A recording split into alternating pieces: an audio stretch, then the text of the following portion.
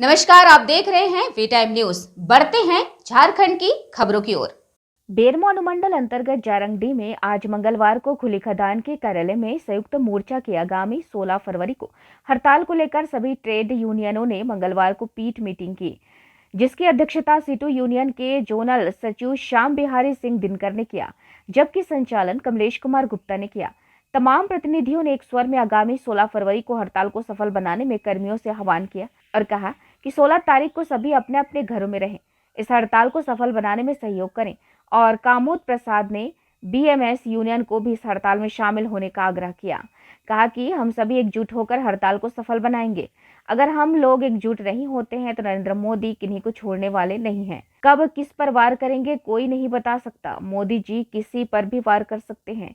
मौके पर situ union के शाखा सचिव मोहम्मद निजाम अंसारी, जनता मजदूर संघ के क्षेत्रीय सचिव कामोद प्रसाद, अरविंद ओझा, के मोहम्मद अयूब अंसारी, संजय राम माले से अजय रविदास, एजे के एस से विनोद बावरी, राष्ट्रीय कुलेरी मजदूर संघ से मोहम्मद सनाउल्लाह, जितेंद्र पासवान, संतोष मंडल, राहुल सिंह, संजय पासवान, बबलू फ्रांसिस, सीटू यूनियन से मुस्तफा अंसारी, नरेश राम, एटक से रामदास केवट सहित यूनियन के पदाधिकारी और सीसीएल कर्मी मौजूद थे। क्या मिलेगा ये हड़ताल कर?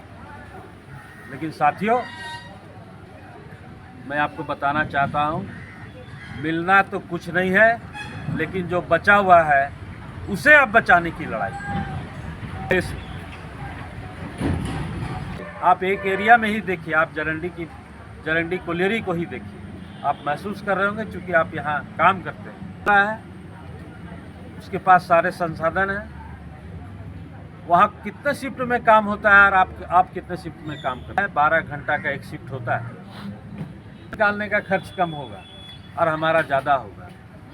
अगर निजीकरण ही ठीक, तो पूर्व के जो प्रधानमंत्री है स्वर्गीय इंदिरा गांधी जी ने निजीकरण का प्रयास नहीं करता। उन्होंने कि अगर ये कोलेरी, ये उद्योग निजीकरण से अगर हम लोग सरकारीकरण करते हैं तो एक कामगारों का जीवन स्तर सुधरेगा।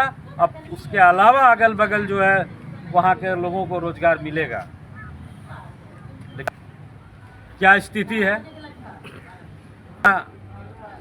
कठारा में, गोविंदपुर में, उसकी तुलना कर लीजिएगा तो जरंडी का स्थिति और भी बदतर है। हर दिन का कोयला का उत्पादन देख लीजिएगा तो जरंडी, पूरे एरिया में जरंडी ही जो है स्थिति बच। और सोचिएगा कि हम उत्पादन जाइएगा बोलने के लिए किसी चीज़ का, नहीं आप नहीं काम कर रहा है। तो ये लड़ाई भविष्य को है, उनके लिए भी सोचने की बात है कि उनको रोजगार मिलेगा कि नहीं मिलेगा। अब उसके बाद आपके सीएमपीएफ पर नज़र है, सरकार की नज़र है। बहुत आसानी से उसको ले करके निजी हाथों में दे दिया जाता है, उसी फंड से लोन दे दिया जाता है। निश्चित है कितने लोग पैसा लेके भाग गए विदेश। आज जो हम लोग आप लोग के बीच आए हैं, ऊपर में जितने भी नेता लोग हैं वो लोग हम लोग के जैसा नहीं है। वो लोग बहुत पढ़े लिखे हैं, बहुत समझदार हैं। इसी कारण वो लोग सारा चीज़ों को समझते हैं, बुझते हैं, इसीलिए यूनाइट हुए।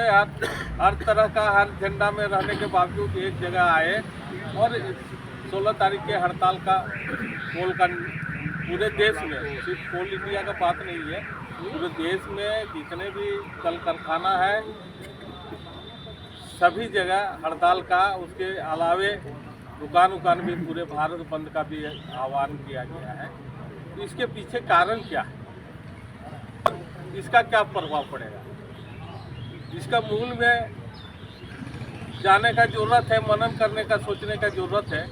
हम लोग आज से बरसों पहले सिंह धीरे धीरे दिनकर जी केस भी लड़े हैं।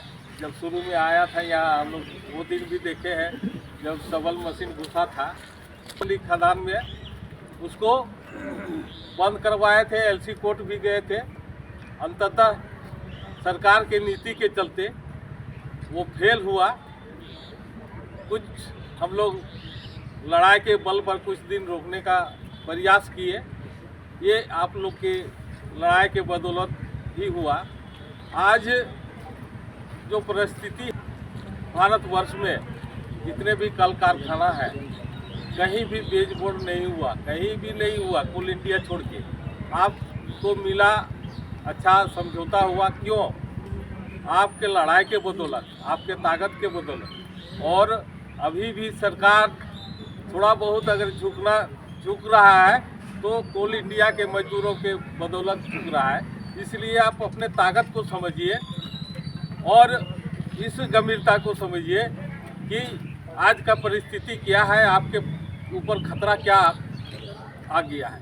सबसे मूल बात जो है, तनख्वाह लेते हैं। वी टाइम न्यूज़ के लिए बोकारो थर्मल से अर्चना कुमारी की रिपोर्ट।